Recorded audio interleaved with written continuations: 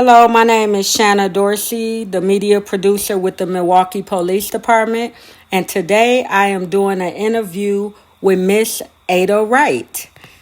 Miss Ada Wright, how are you doing today? Well, I'm doing very well. Thank you for asking. I wanted to know, what was it like being the first female police officer in the state of Wisconsin? Can you tell me more about that? Well, to be honest with you, besides being in a scary position, there was a lot of confusion.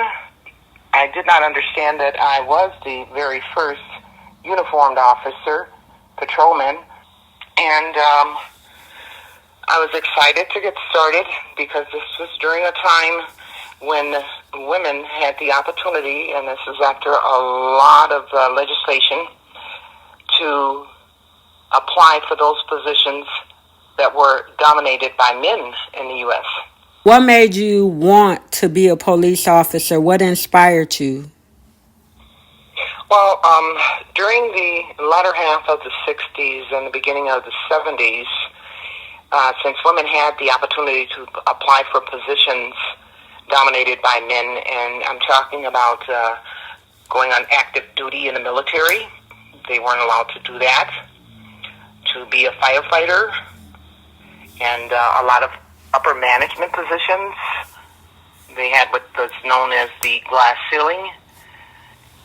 So what happened was a couple of friends and I were talking during a coffee break, and we were thinking of those types of positions that we would like to enter. One of the main things was because the pay was such that you could be self-sufficient, especially if you were a single mom. Okay.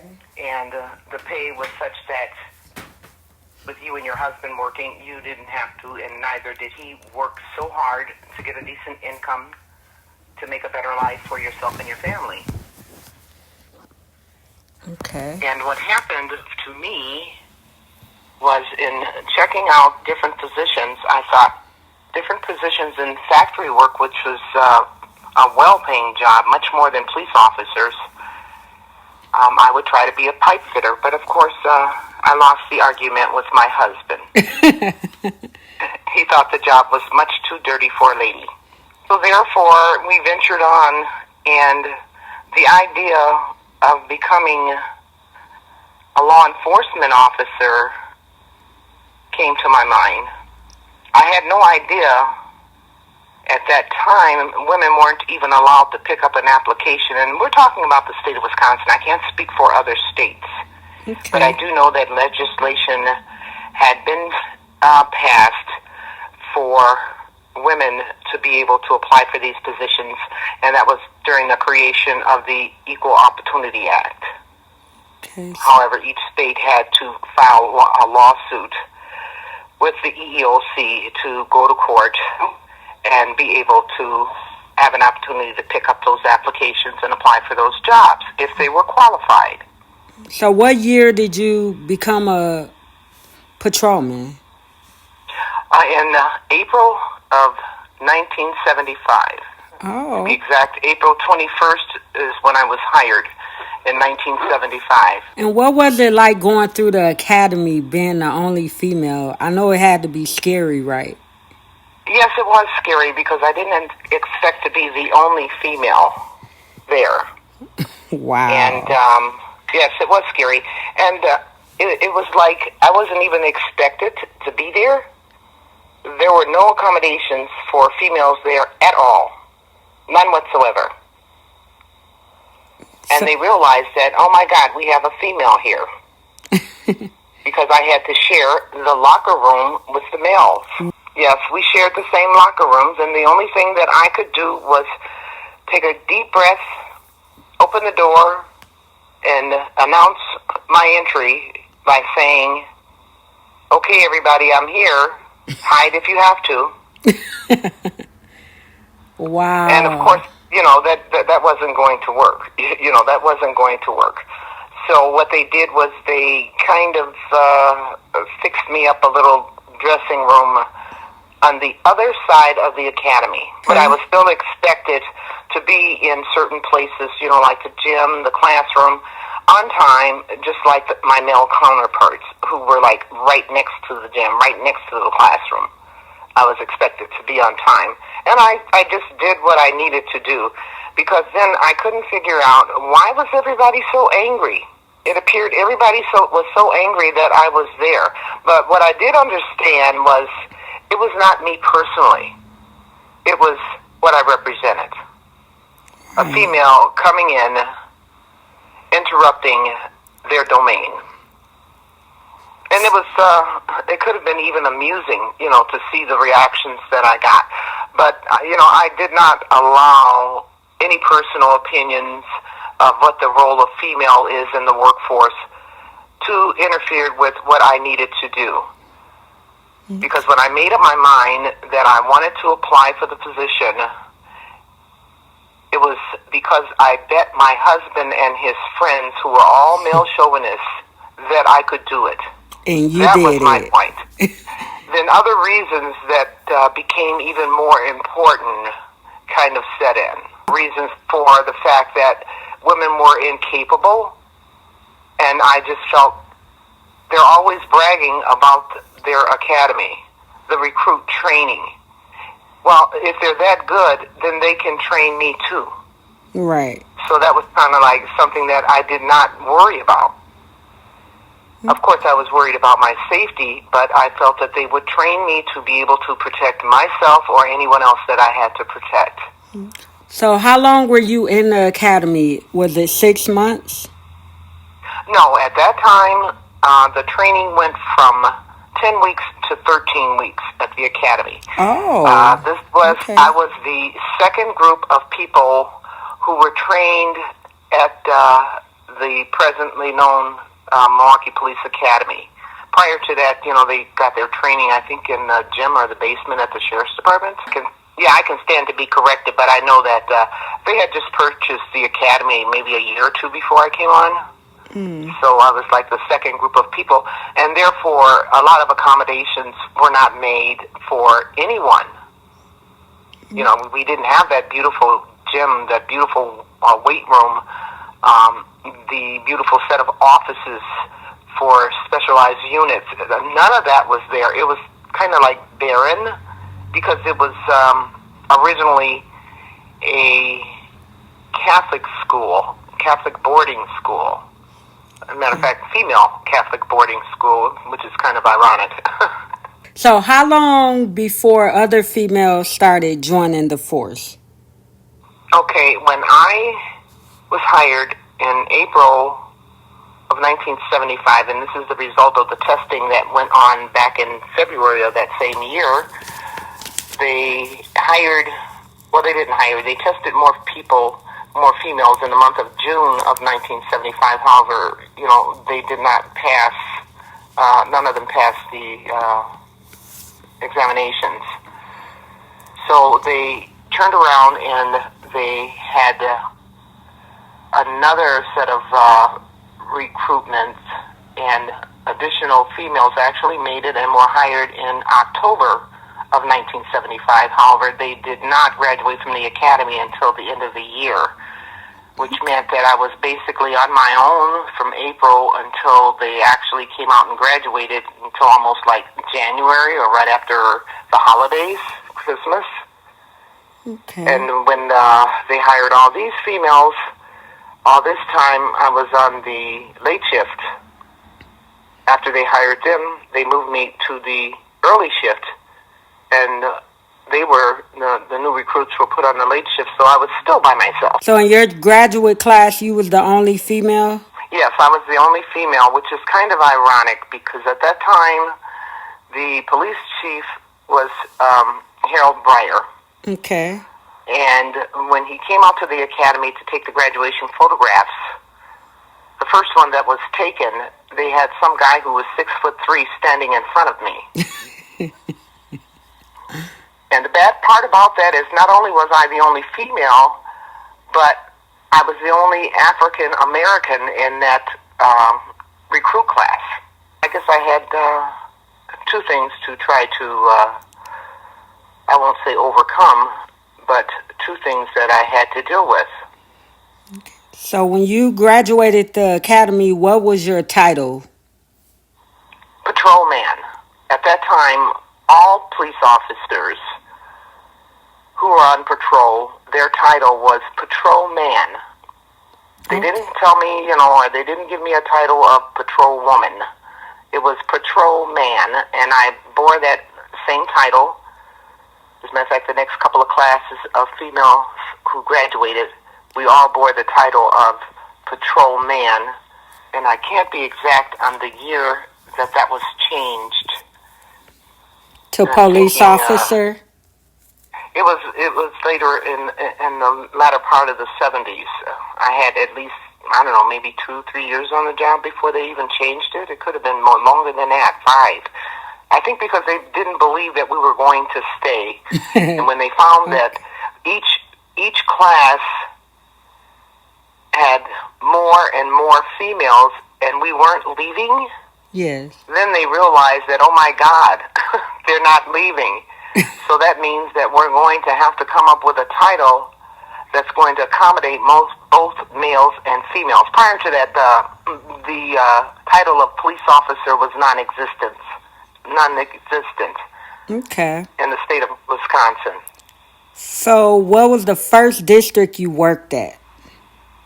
The first district I worked at was District Number 5, located on 4th and Locust. I loved working there. That was the learning ground that set the foundation for everything else that I did on the Milwaukee Police Department. And it was a very busy learning ground, but you got a lot of variety of different types of law enforcement incidents that you would get involved in. And it was repetitious. Practically every day something was new. So it was a great learning ground. And then they had some pretty good people there. Okay. Some pretty good people. So how was it with promotions? Were you able to get promoted, or you didn't want to move further than officer, or how was that at that time?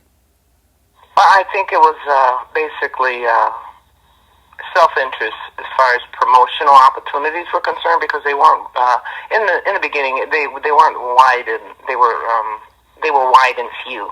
Okay. And I was too busy learning how to be very good at what I do. I did not want to go to the next step if I was not proficient in doing what needed to be done in the beginning. Learning how to be a good patrol officer, because I knew at this point that everything I did was scrutinized, not only by my fellow officers, supervisors, and management, but by the public. Okay. Everything I did was, so that meant that I had to learn how to be good at what I did, because then this would set a pattern for any female that came behind me not to have to go through the scrutiny that I went through. Okay. All right. So how were you treated by the other male officers that you were working with? Well, we have a variety, and that goes for every workplace. You have the people who are interested in bringing you forward so that you can be part of their team. You have the people who aren't interested at all, and you have the people who hate you because you're taking something away from them. So you do have that same variety of persons as you would even in the private sector of business. But what's important is what your mindset is. And my mindset was not to allow other people to dictate as to how I am to feel about the work that I have to do, or myself. Something else I wanted to ask. Now, at the police academy, you know how they got the fire on one side and police on one side? When you started, was it always that way, fire and police at the academy? Well, yeah, at the police academy, which is probably another reason why they purchased it. Yeah. On the one side, where it still is, the fire department had their side, and then on the other side, the police department had their side. And how was the 911 department back then? The communications department? Okay, well, there was no 911 department. What was it then? Switchboard. So when people It was when people would call, they would call the police number. There was no 911 because there was no such thing back in 1975. okay. And you had disabled officers on a main switchboard, and they would transfer those calls, plug them in. If it was specifically for a district station to take calls, if it was an emergency, that switchboard operator would advise the dispatcher, who was on the other side of the wall, that something was going on at a specific location. However, all the detailed information would be transferred to the district station for them to talk to the citizen. Then that person at the desk at the district station would call the dispatcher, who's right next to us,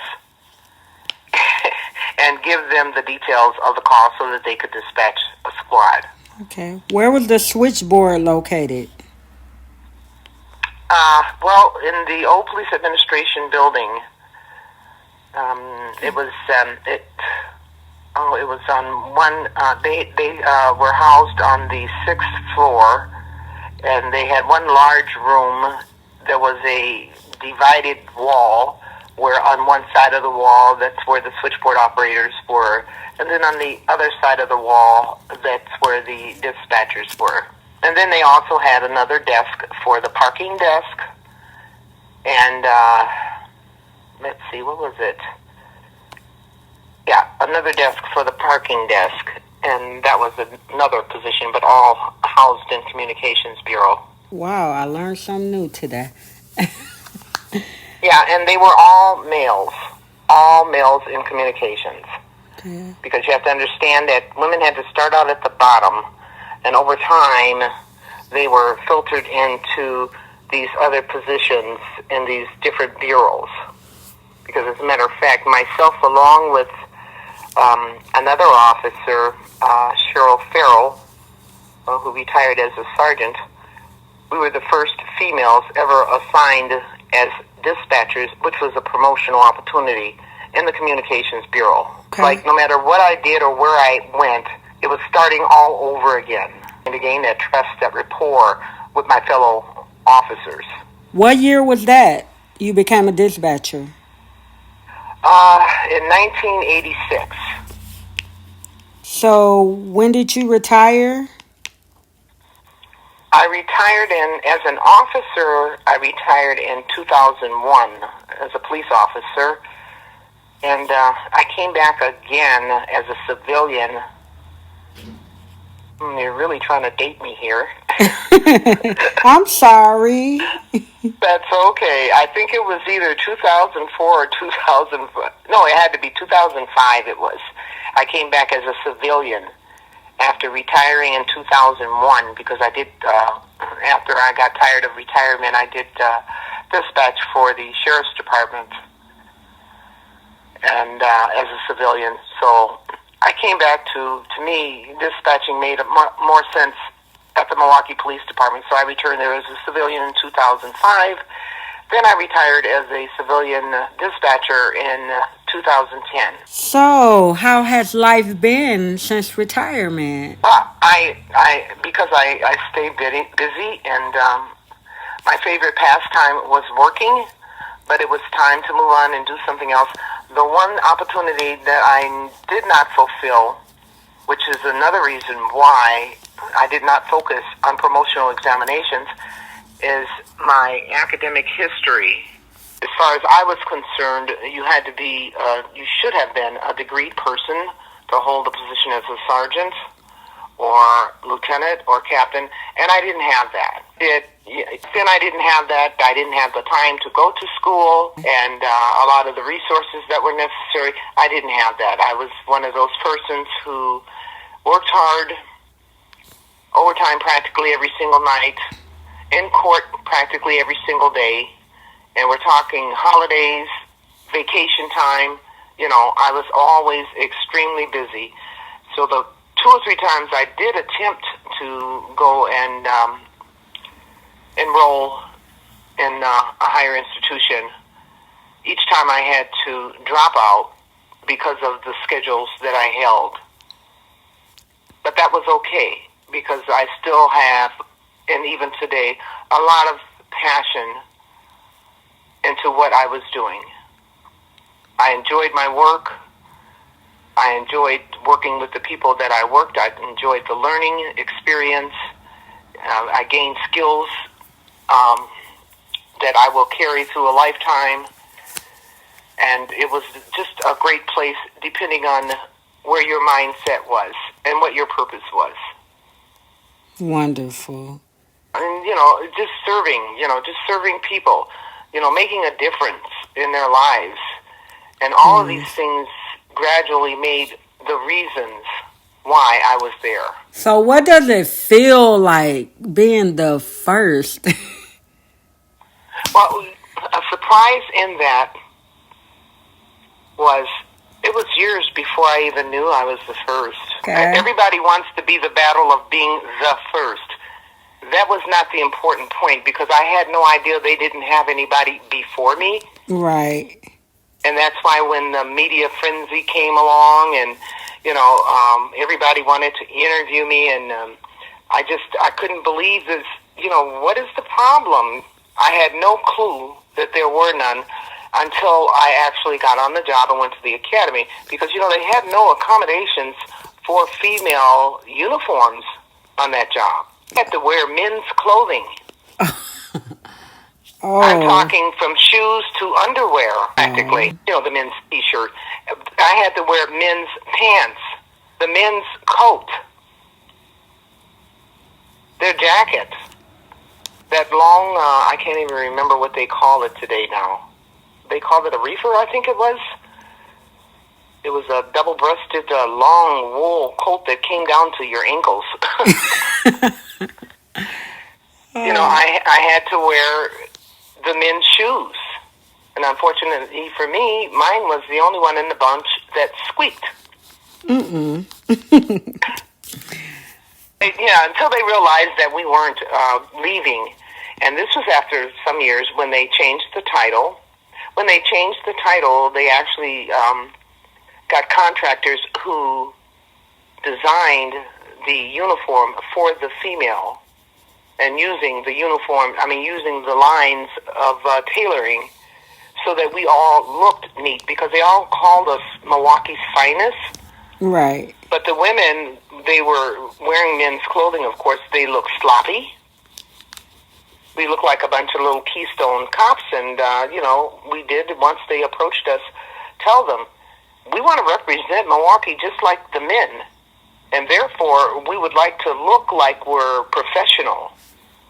Right. And that's what they came up with. But this is the latter half of the 70s, if not the early 80s, that they actually got uniform and shoes, wearing women's shoes, because in wearing the men's shoes, my foot grew a half a size bigger.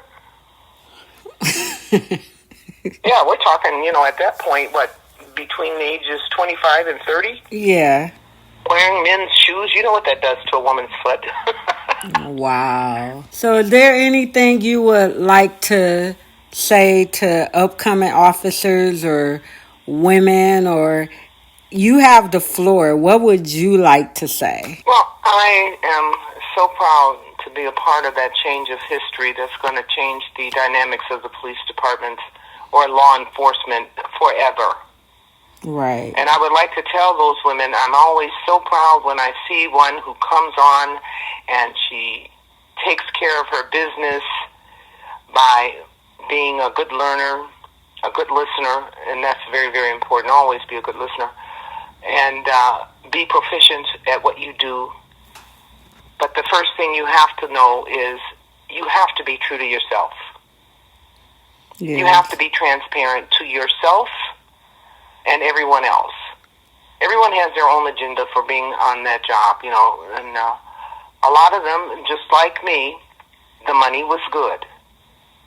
But you have to understand, it's going to be more than about the money. Right. You gain the respect of the people that you work with and work for by being true to yourself. And when it's all over with, when you look in the mirror in the morning after you've retired, you want to look in the mirror with no regrets and no shame. So I tell the women, hey, go forward. Believe me, you have my blessings. You have my prayers.